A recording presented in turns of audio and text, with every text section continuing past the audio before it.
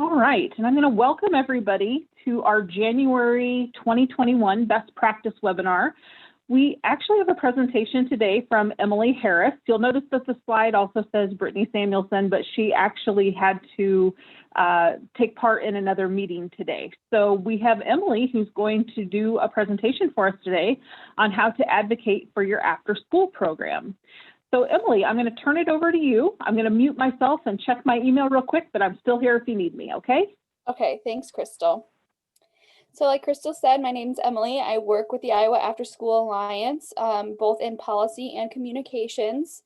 So it's been really fun for us starting out January here with the start of the legislative session and starting to track everything that's going on legislatively across the state. One big thing about January and all the way through April is that it's the best time to advocate for your program, because that seems to be when most of the policy is being moved, whether that's at the state level or local level, because that's when money's being dispersed. So this is always an exciting time to start advocating if that's something that you're interested in. So today we'll go over a little bit of what is advocacy, the different functions of that, as in what is lobbying, different advocacy activities that you can take part in, and also how to tell your story. And then we'll also go over the after school snack, which is our yearly legislative event that we have, which looks a little different this year. I think it's just as fun. We'll talk about the logistics with that, the different ways to connect with your legislators during this COVID time, and other resources. So advocacy in the general sense is educating and raising awareness on a specific issue by sharing your story and experiences.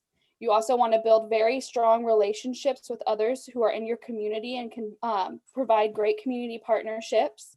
And you can write letters, you can talk with your legislators, you could host other events, you can make phone calls, use social media. There's no real right or wrong way to do advocacy. Whatever works best and feels most comfortable for you is what you should be doing.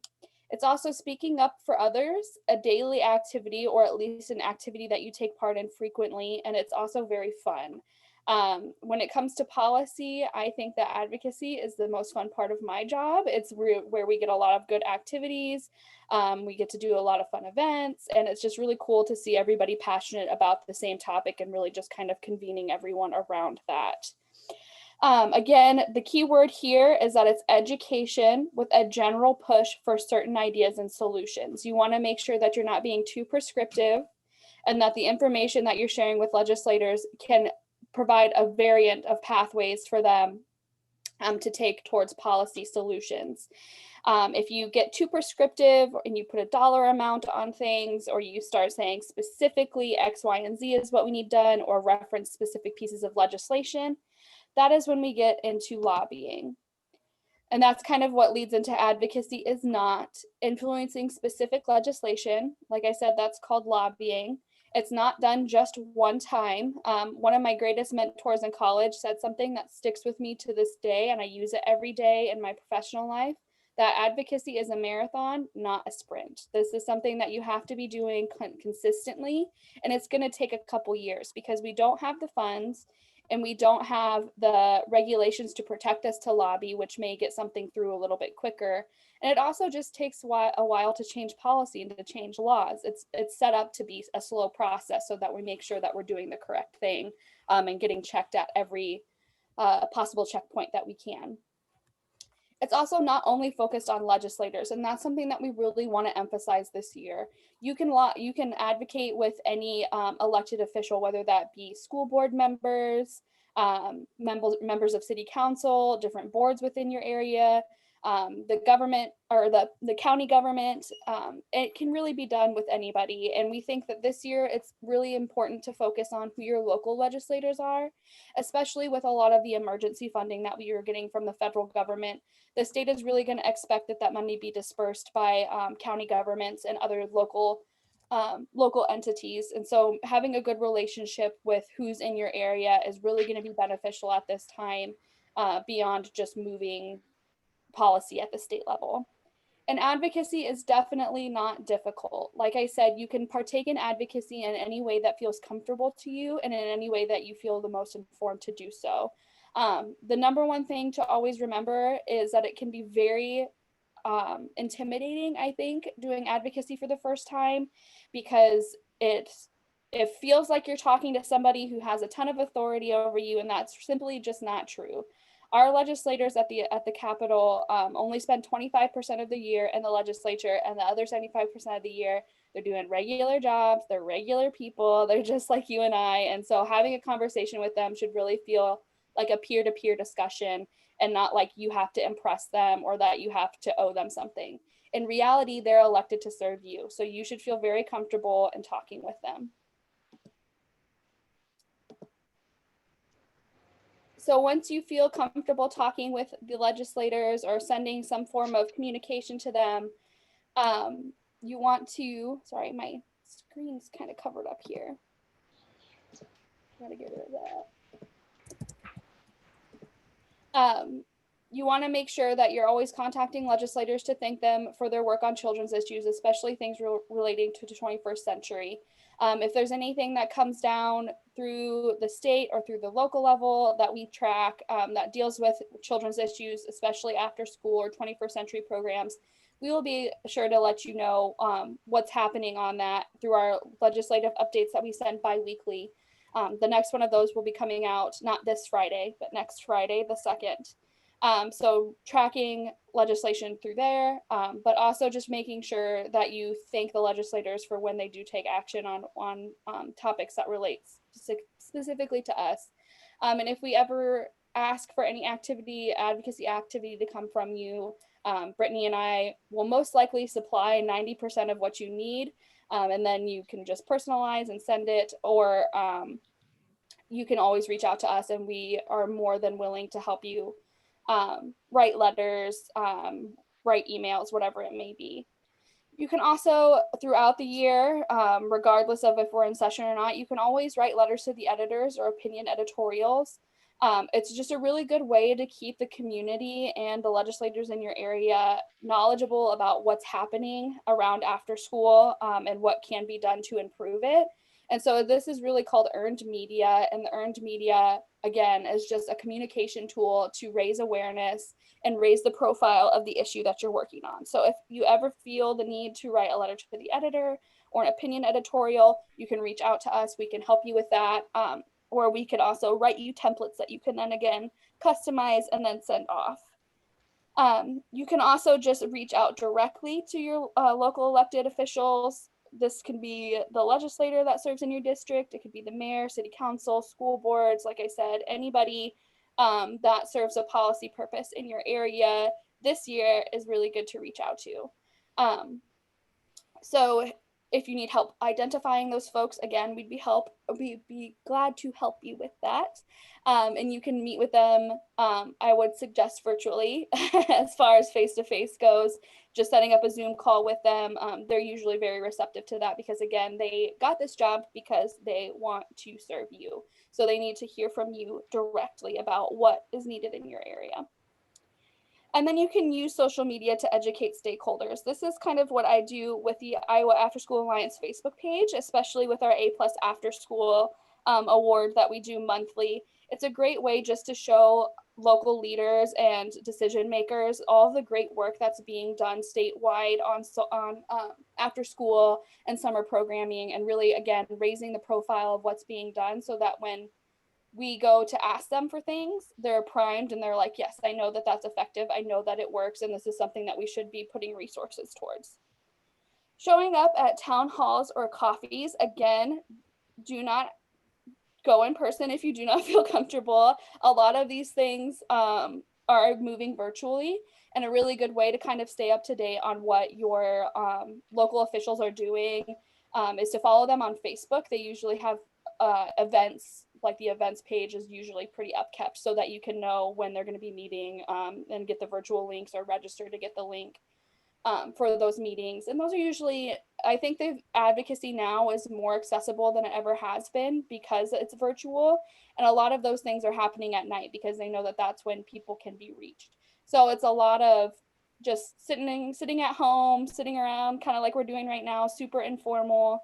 and you're in the comfort of your own home and you have the time to sit down and give 30 minutes just to listen to something. You definitely don't have to speak up if you attend.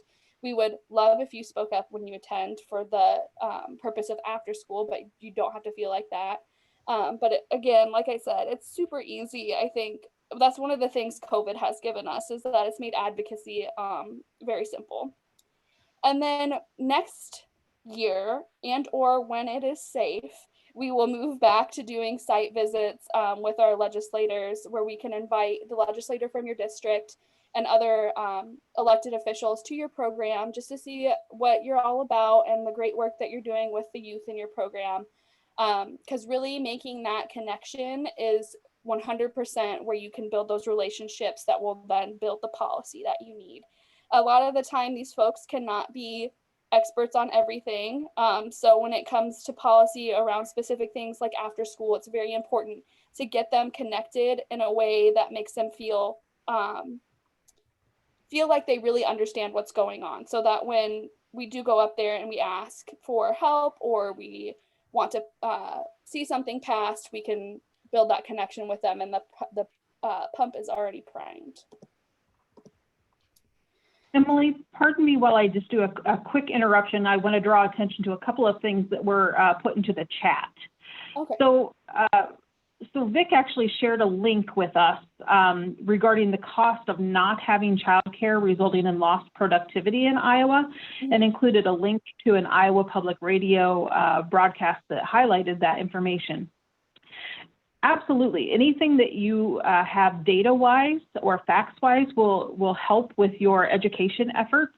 And I would also say, too, that if there's a certain aspect that you would like to focus on or an angle you would like to take, please note that the Iowa After School Alliance may be able to help you to put together some of those talking points as well. So don't ever hesitate to reach out to us to be able to do those types of supportive work. I would also say, too, Emily had mentioned the legislative updates, and if you are not receiving those, please reach out to me and I'll make sure that you get added to that distribution list. And then thank you, Amanda. She called out, she said the legislative updates are very helpful. So again, if that's something that is interesting to you, or if there's a member of your team that perhaps focuses more on your advocacy efforts and they are not receiving those updates, let us know and we'll be happy to make that connection for people.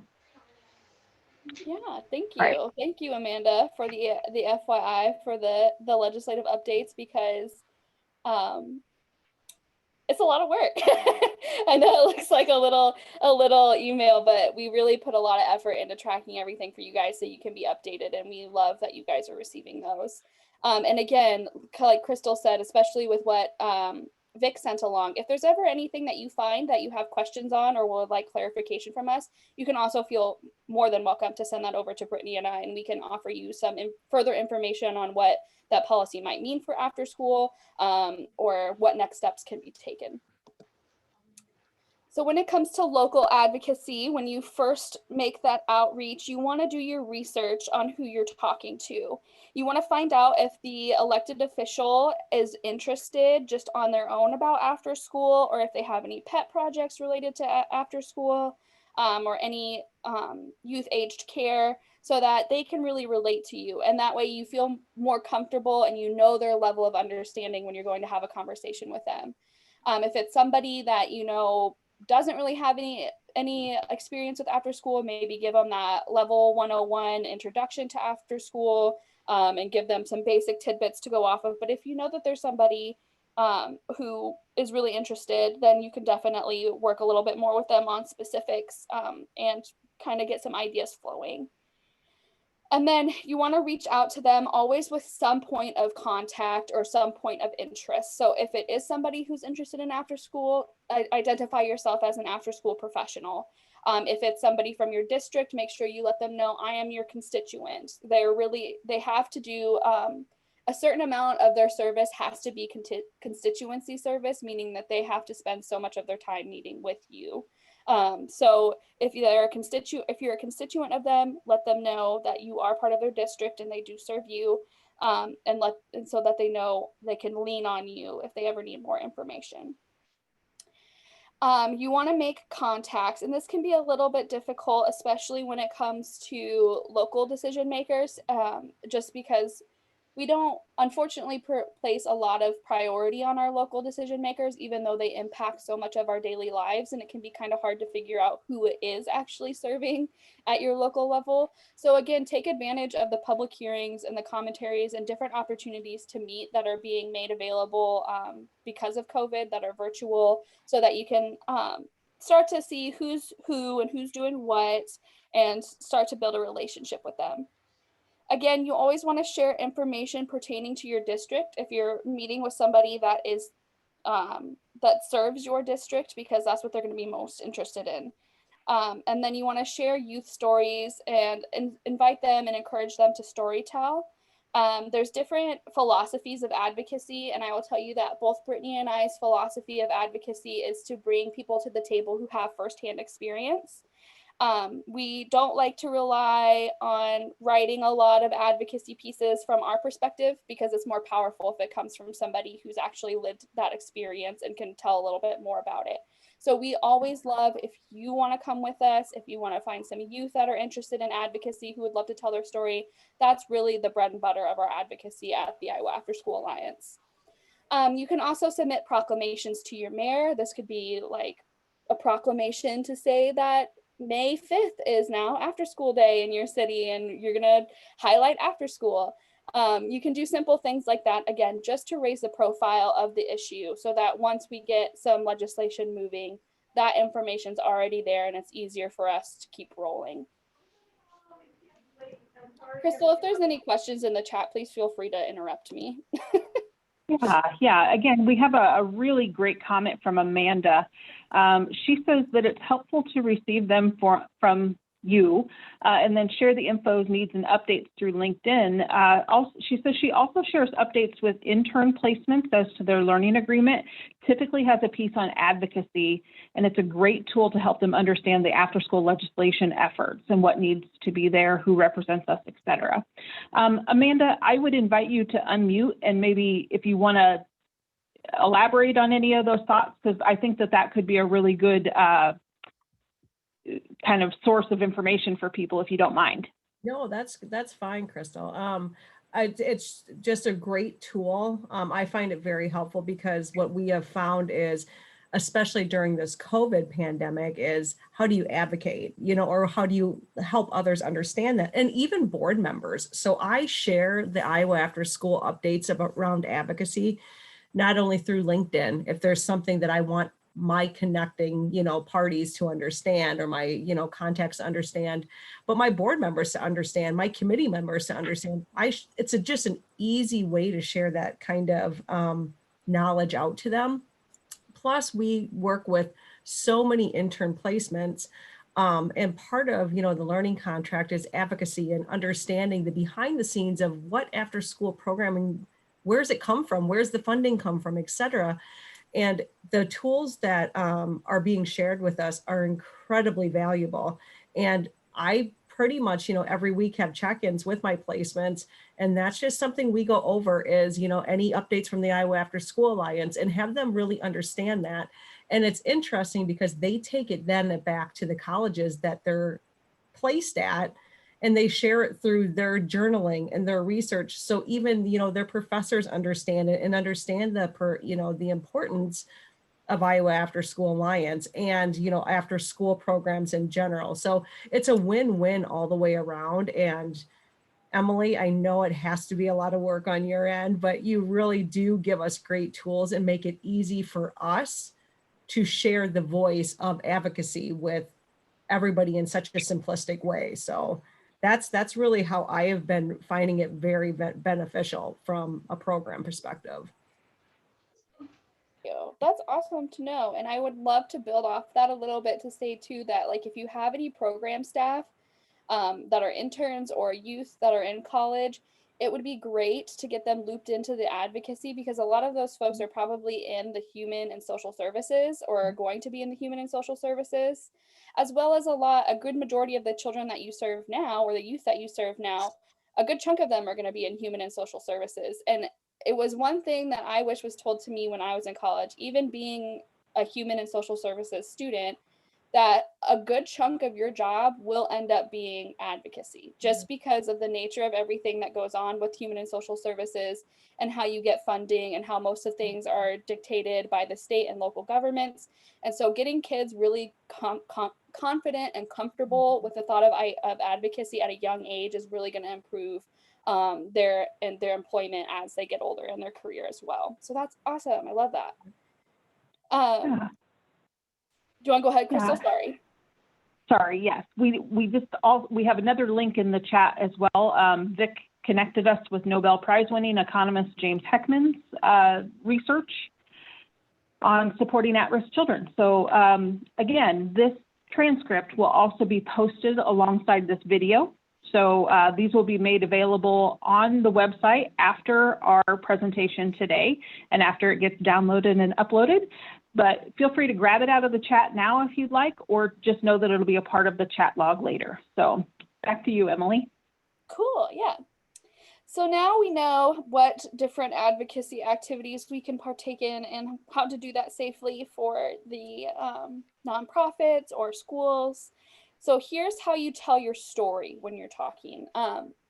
We'll go through this, and then I'll also go through a little bit. I don't have a slide for it. I forgot to plug that in, but I'll go through an elevator pitch with you all too. And I think that that's super helpful. But first you have to identify what is the goal. You want everything to focus around this one goal, and that goal should be clearly defined because you want to be able to have a message that's built off something that is clear as water, and you can just move with it so that if there's any questions, you can always come back and say, no, this is what it is. It's X, Y, and Z.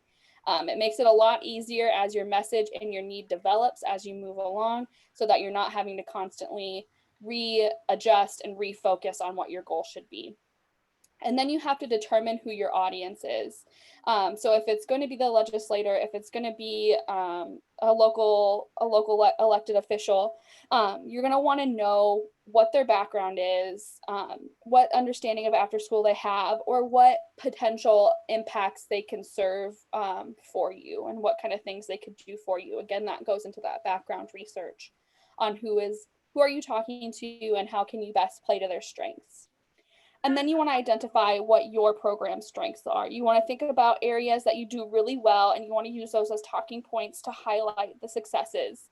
And then also include data showing positive outcomes, unique community partnerships, or successful projects. I would say with that, you always want to lead, especially when it comes to children's issues. I found it extremely helpful to lead with all of the positives, but obviously we're coming to them to ask them for something because we have an issue or we have a barrier. And a lot of the time the data around that is not so positive.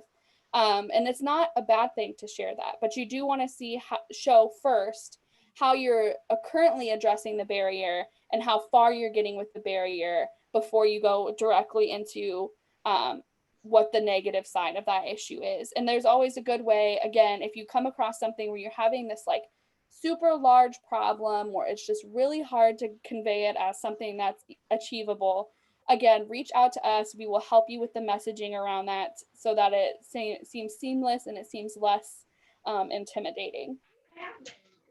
And then you want to really take a look at what your data says. Make sure that what you're using for talking points is applicable and persuasive.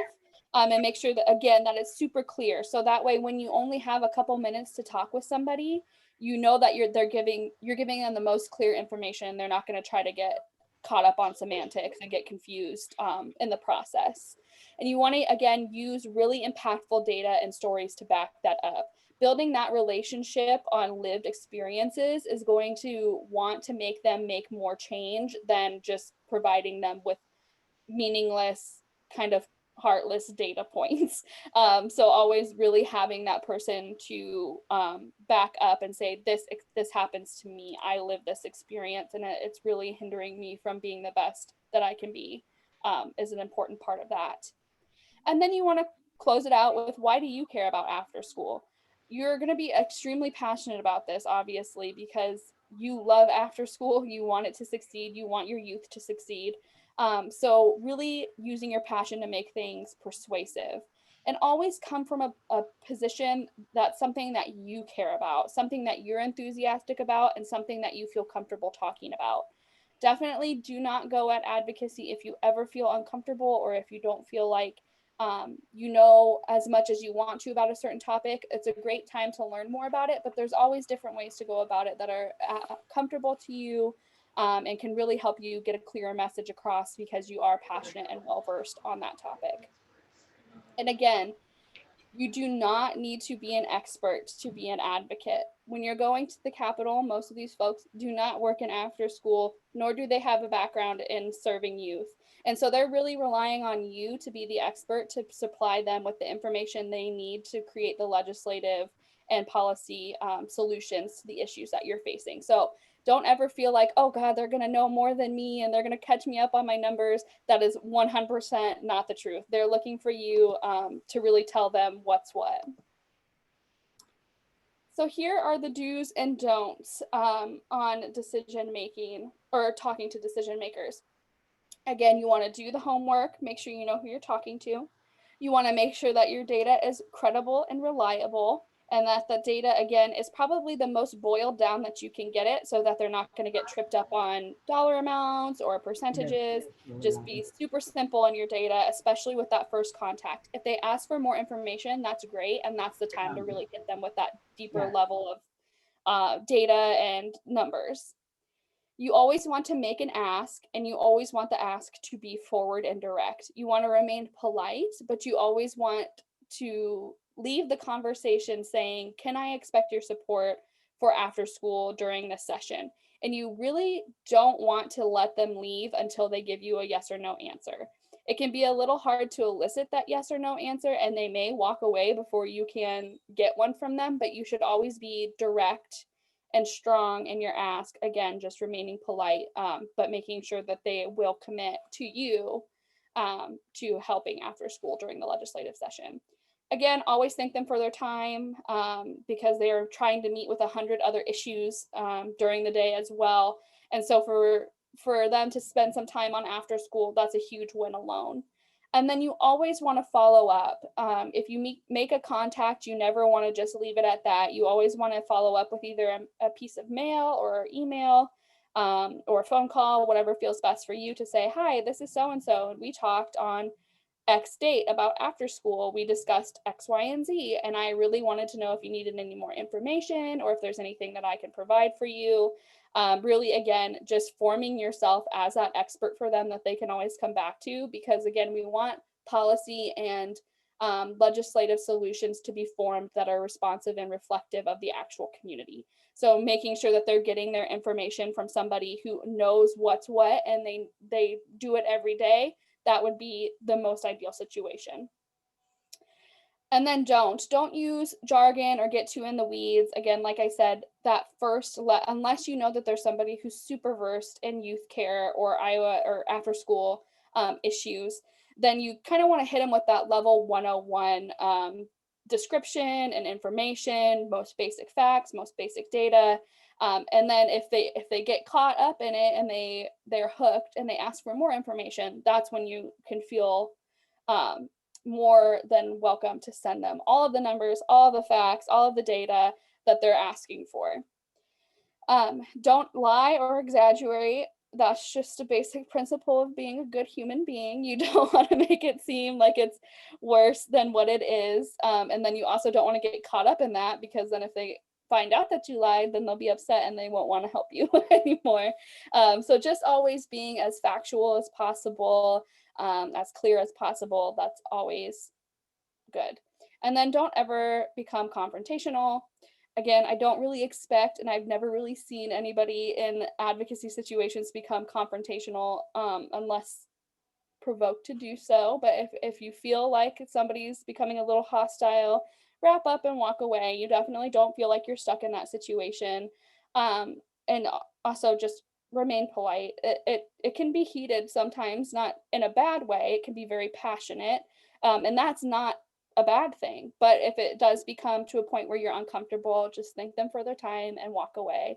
There are people like us, they can get super anxious and super stressed out about the day. And so if somebody comes up to them saying, hey, can we talk, blah, blah, blah, they might be a little hostile. Like, no, do you think I have the time for this?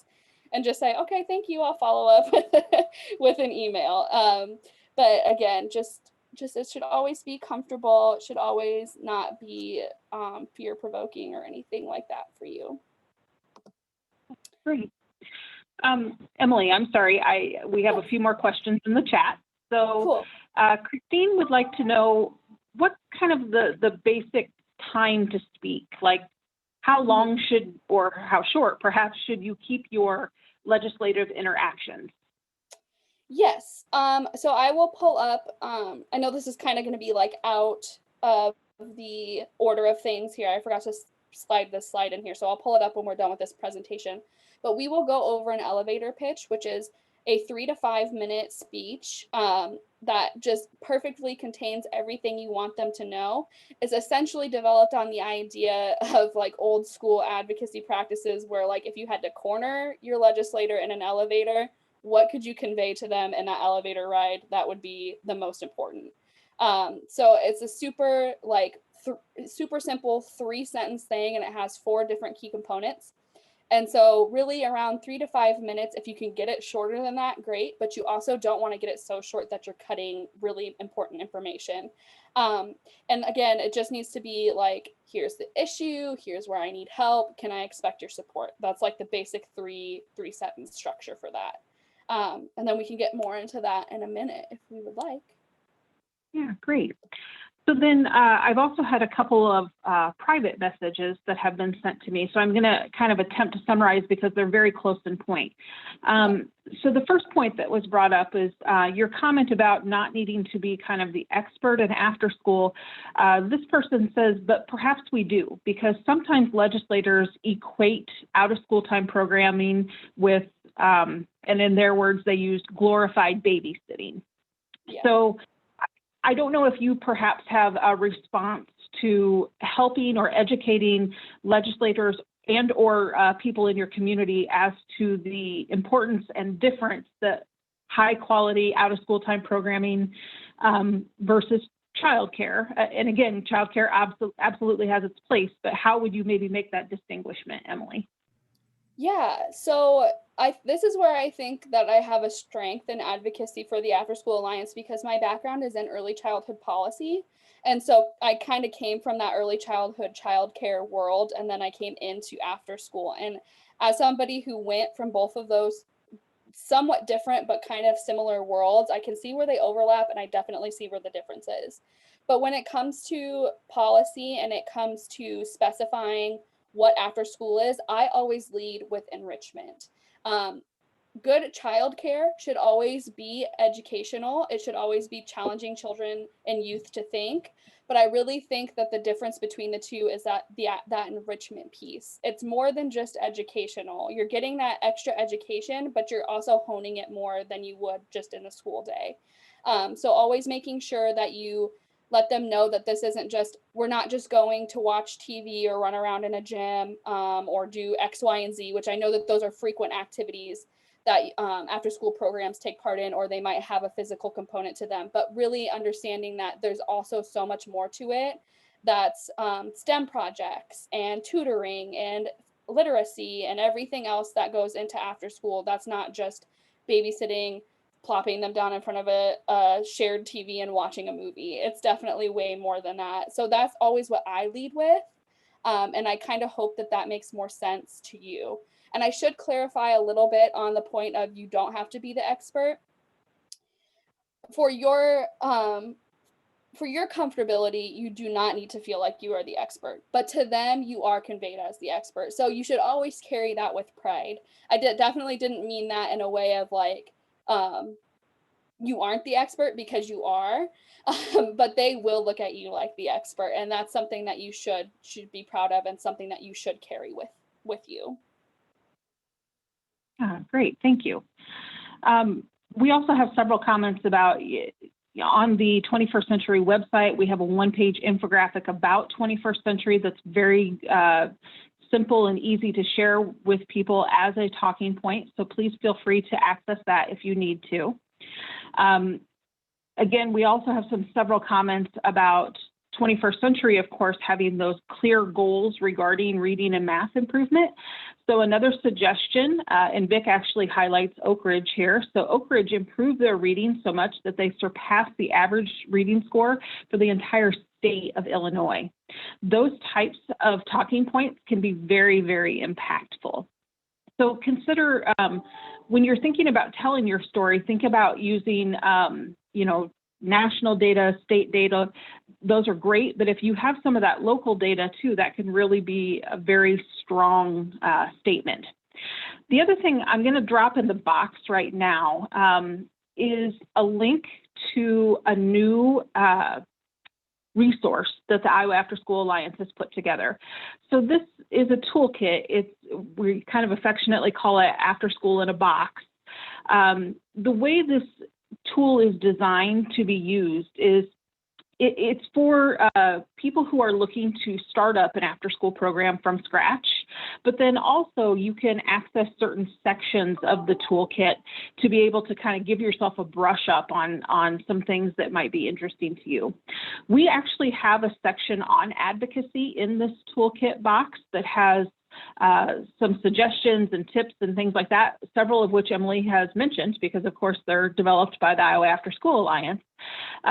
But we want to be sure to have you access that link if you would like to, first and foremost, download the whole guide, which is 200 some pages, or access those individual sections to help you build out your advocacy goals, your talking points, if you're having trouble with staffing or recruitment or whatever. So that's kind of a side comment, but it also speaks to some of the private messages that I received about people looking for like a template or something of that nature to help them with that. Again, I'm also going to say this.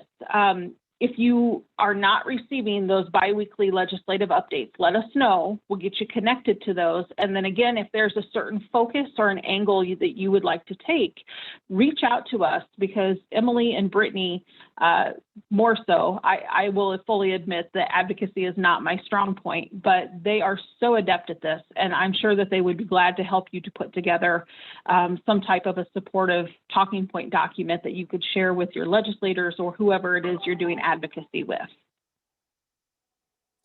Yeah. Okay, I think, so I'm sorry, we have several comments in the box here, so I think this is a really good thing here. So,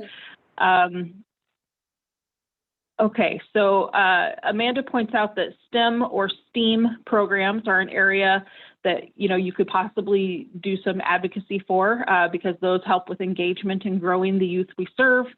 Christine points out that a reduction in crimes when students are involved during after-school hours versus them kind of running wild could be a strong talking point. Vic points out that, again, when we put the data into the APR system 3 times a year, that's reported to Congress, and those can be very valuable pieces of information. And I think everybody else is just commenting on resources. So if I happen to miss a comment, please feel free to unmute and bring that up yourself. Yes, great. I love all of the conversations we're having.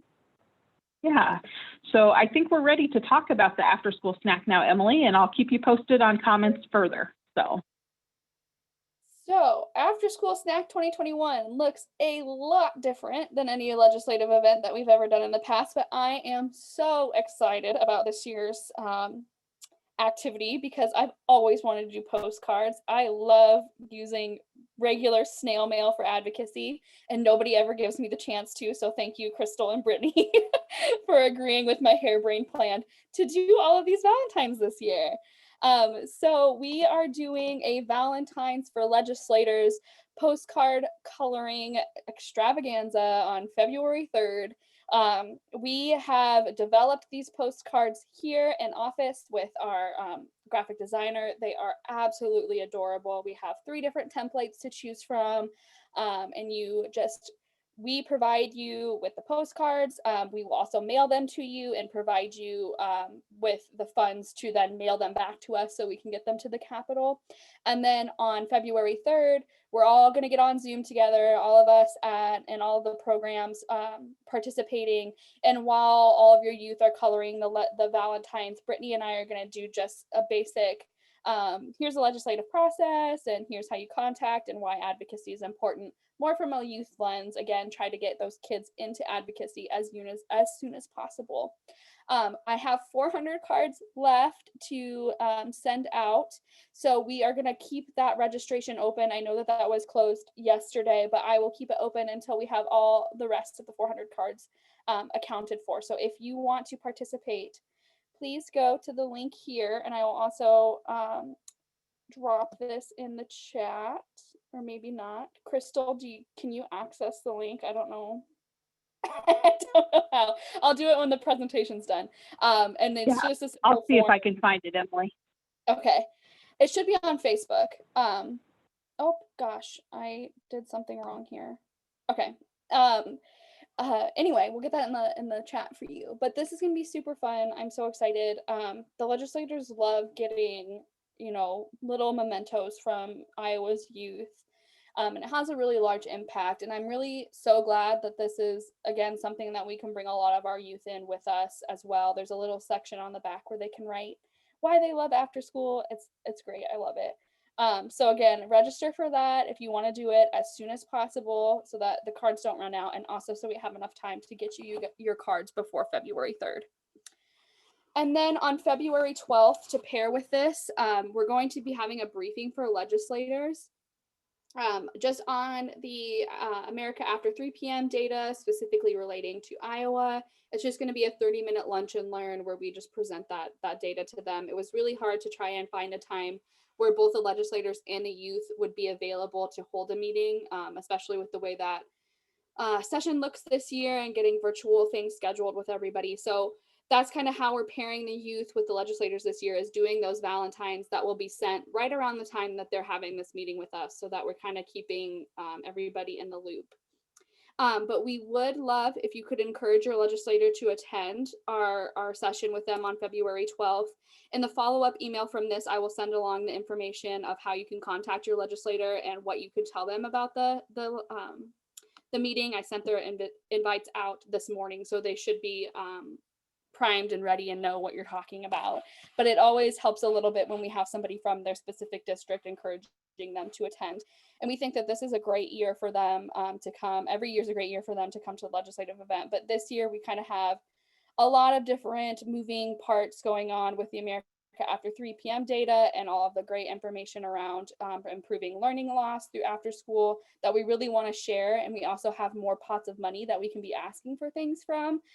So this really is the year to try to kind of get yourself involved and inserted in the legislative process. Okay, so again, I just did a cut and paste from our Facebook posting into the chat box. So a couple of you have indicated that you would like to participate in this. I'm going to ask that you access that link so that we have the official tracking record of how many you'd like and so on and so forth. So please grab that Google Doc link that's in the chat to do so, or you can look in your email inbox, or you can also look on our Facebook page for that information too. And then we do have a comment from Christine. So Christine actually works with a little bit older kids, Emily. She's wondering if there would be any activity for the older kids since they're not very much into coloring. I guess I'll let Emily answer, but Christine, I would also say that one of the postcards in particular, I would say is a little higher level coloring, if that makes sense. It's not all large shapes or things like that. So, perhaps some of your students might be interested in that. But Emily, if there's anything else that you would add to that, let us know. Yeah, I definitely think that when we developed these postcards with our designer, we tried to hit as wide of a range of age groups as we could while only doing 3 designs. So there are some that can be simplified, but there are other ones that are I don't know if you guys are into coloring. I'm very much so into arts and crafts for quarantine. So I have those coloring books that are really tiny designs. And so we have one that's similar to that. So it's more geared towards the older children. But if they're not into coloring, I would still recommend that you have them attend, because we are going to be giving that youth lens advocacy training. And if they are really interested, I would be more than willing to develop a worksheet that's more geared towards the older kids. so that they can participate too if they're not coloring. It could be more of like a little workbook on the basics of advocacy. That's something that I love to do. So I am more than willing to do that if you think that they're interested.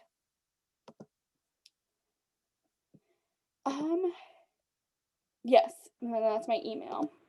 Okay, I think we're wrapping up here. Yes, so we'll go quickly over the, oh no, the Google link didn't work. Okay, I will email that out after this. It's a finicky Google link, so I'll make sure that it works. It's one of the forms. The forms are always trouble. So I'll send that out. But really quickly here before we wrap up, here is some of that background research done for you already on target legislators and where they serve, what committees they serve in, and how they're important to after school. So within the education committees, we have Senator Amy Sinclair, who is the chair of the committee. And then we have Senator Herman Kornbach from Ames, who is the ranking member. And then we have Representative Dustin Hite, who's the education chair in the House. And then Ras Smith, who is the ranking member of education in the House as well. And then secondary to education, because it is such a large topic within the Senate and such a large demographic in the Senate, it also gets its own appropriations committee, which is important because anything that happens in education actually really starts on that appropriations committee because it needs some sort of funding. So that the ideas that come through EdApprops will then go to education. And EdApprops is really important because that's where we get all the money for the things that we do.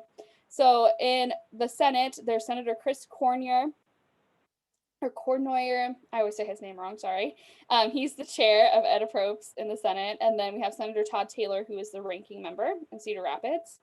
And then in the House, we have David Kerr, who is the chair, and then Rep. Cindy Winkler, who is the ranking member. And Cindy Winkler, I would say if you live in Davenport, please continue to do the outreach that you are doing with her. She is so great with after school. She's been helping us with a lot and is very invested. I would say that that's probably one of our few champions that we have at the State House right now.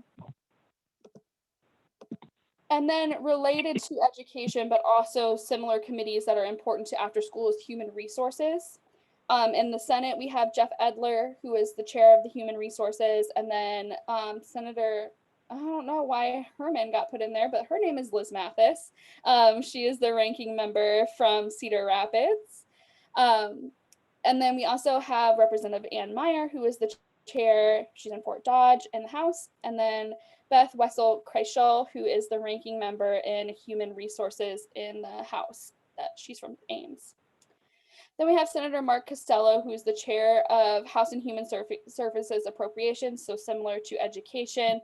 How Human Resources has its own appropriations committee, and again, that's where a lot of that information will first be kind of funneled through to make sure that they have funding for it. So it's really important that you not only reach out to Human Resources, but the appropriations, especially if there's legislation through that needs to be funded. And then Senator Amanda Reagan is the ranking member in the Senate. She's from Mason City. Joel Fry, he's the chair of the HHS Approps. He's from Osceola. Joel Fry is pretty well-versed on childcare and is leaning a little more into school-age care as well. So he's another great champion and contact to talk to. And then we have Representative John Forbes. He's the ranking member in the House, and he is from Urbandale. So if you find yourself in the areas of any of these folks, make sure you write their names down because they will become very, very important to you in the coming months. And then finally, if you need to know who your legislators are, you can always access this link. I'll put this in the chat, but you can also just Google Find My Legislator Iowa and it'll pop up. Oh, I can't copy anything while I'm in the presentation. But if you just Google Find My Legislator Iowa, it'll take you to the legislative website, and all you do is type in your address and it tells you who your representatives and senators are. And then again, emailing any of your representatives about the America After 3 p.m. briefing on the 12th and encouraging them to attend. And then just other advocacy stuff that you can start running with right now. Just continue talking about your after school program and sharing your passions with your community. And again, including examples of activities that you support or offer, invite them to visit in the summer or the fall, or whenever it's safe for them to visit again. Continuously share great data with them and then discuss with them how your program is funded. This is especially important when it comes down to funding because you want them to know specifically where the funding comes from. After school is one of those funky little bits in Iowa that has quite a few different funding streams instead of just one solid funding stream. So them understanding where your funding comes from is also important to get them on the right page of where you specifically need help. Okay, we will take the last couple of minutes for some questions, and I will also pull up that the elevator messaging guide. While Emily is doing that, I think I found a better link to the legislative events for the Valentine. So please, if somebody wouldn't mind hopping on and trying that link, that would be great. I did also drop the Find Your Legislator link into the chat as well.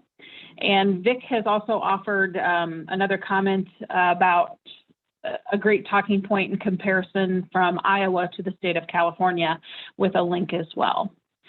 So while Emily's grabbing her screen, are there any questions that we want to talk through? Oh, thank you, Cassie. She says the link works. And Virginia as well. Good.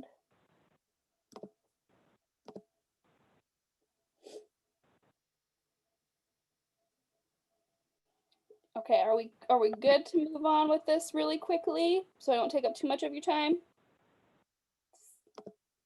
Okay, cool. So this is just this is for a different project, but it's for AmeriCorps, so it's very adjacent to after school. But you have the 4 points of how to write an elevator pitch. You want to start with an introduction, and that introduction is just your name and one other fact.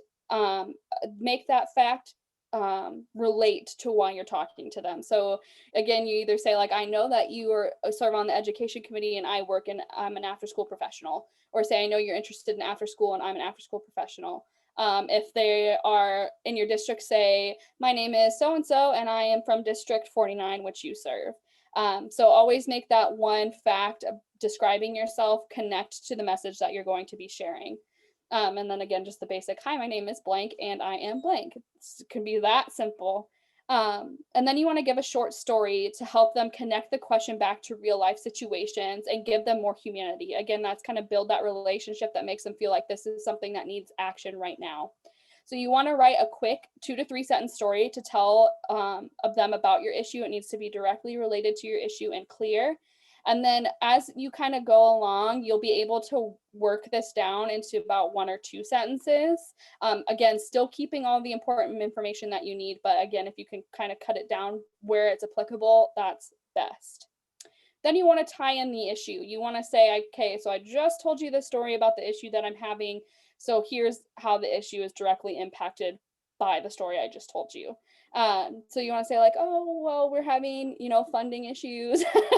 I know that that's probably going to be 90% of the conversations we have, and say like, so because of the funding issues, we can't provide X, Y, and Z for our program. That's how you tie the issue back into the story that you just told. And then again, close with the hard ask. You want to say flat out ask if they will help solve your problem.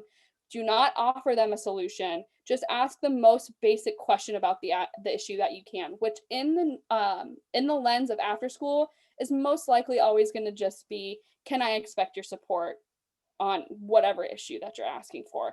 And then it's as simple as like a yes or no. And you also kind of want to leave it a little bit open so that they elaborate on it. You want them to start thinking about possible solutions, because if there's anything we know about elected officials is that they enjoy themselves. And so if they feel like they know about it and that the information and the ideas coming from them, maybe it'll get a little bit more of traction that way. So if I had to give you a quick example of how simple and easy this is, I'd say, hi, my name is Emily Harris and I'm an after school advocate. I also live in District 16, which is your district. And then you want to say, I serve a lot of after school programs from across the state, and a number one issue and barrier into serving the youth as best as they can is funding. They don't usually have enough money to fully staff the programs appropriately. They also have issues of buying supplies for the program and making sure that they can offer the most enrichment for these students with the tight shoestring budgets that we're currently giving them. This again impacts our kids and and it's shown in data that every dollar invested in youth has a return on investment of $10 in the future, because we have a stronger workforce and we have healthier, stronger labor force to carry us through. And so we would just really appreciate if we can find some other funding sources for after school in the state of Iowa, so that we can really offer our youth the best shot at becoming the best citizen and the best employee that Iowa has to offer, and keep those students here and feel like they have a place in the future. So can I expect your support on finding more funding sources for after school in the state of Iowa this year? And that's that. And I didn't even have any data. I just kind of just started talking. It can be that simple. It's super not hard, super easy. It's a good time. Thank you. Emily, is it possible to maybe get that document as a fillable template that we could upload with the recording later today? Yes, I will adapt this to be cleaner and more reflective of after school, and then I will have Crystal send that out. Great. All right, so we have just a couple more minutes left before we're done here, so I'll open the floor to any questions that people might have.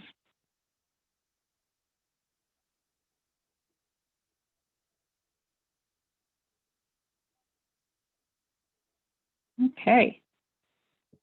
So hearing none, I think at this point we will go ahead and so we'll thank Emily for her time. So Emily, that was a fantastic presentation. Thank you so much for that.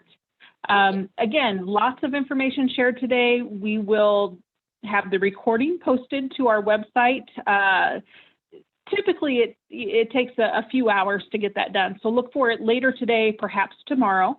We'll get the fillable template for you to be able to access that yourself. And we'll also download the chat file so you can access the links that were shared in the box today. I want to thank everybody for your time. And again, know that the offer stands. If you have any advocacy concerns and you want to reach out to the Iowa After School Alliance to be able to help you craft your message or help with talking points or review materials, we're here for you to be able to do those things. So with that being said, I'm going to stop the recording